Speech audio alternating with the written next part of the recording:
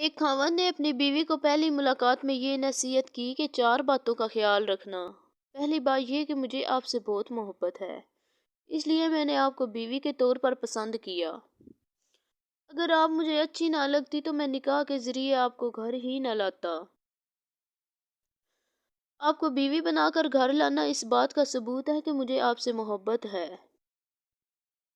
تاہم میں انسان ہوں، فرشتہ نہیں ہوں۔ اگر کسی وقت میں غلطی کر بیٹھوں تو تم اسے نظر انداز کر دینا، چھوٹی موٹی کوتاہیوں کو نظر انداز کر دینا۔ اور دوسری طرف بات یہ ہے کہ مجھے ڈھول کی طرح نہ بجانا۔ بیوی نے کہا، کیا مطلب؟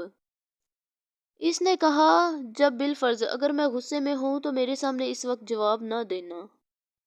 مرد غصے میں جب کچھ کہہ رہا ہو اور آگے سے عورت کی بھی زبان چل رہی ہو تو یہ چیز بہت خطرناک ہوتی ہے۔ اگر مرد غصے میں ہے تو عورت خاموش ہو جائے، اور بالفرض عورت غصے میں ہے تو مرد خاموش ہو جائے۔ دونوں طرف سے ایک وقت میں غصہ آ جانا یوں ہے کہ رسی کو دونوں طرف سے کھینچنے والی بات ہے۔ ایک طرف سے رسی کو کھینچیں اور دوسری طرف سے ڈھیلا چھوڑ دیں تو وہ نہیں ٹوٹتی۔ اگر دونوں طرف سے کھینچیں تو پھر کھچ پڑنے سے وہ رسی ٹوٹ جاتی ہے۔ تیسری نصیحت یہ ہے کہ دیکھنا، مجھ سے راز و نیاز کی ہر بات کرنا، مگر لوگوں کے شکوے اور شکایتیں نہ کرنا۔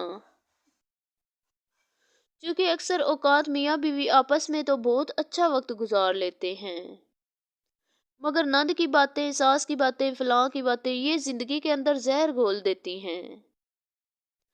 اس لیے شکوے شکایتوں سے ممکنہ حد تک گریز کرنا۔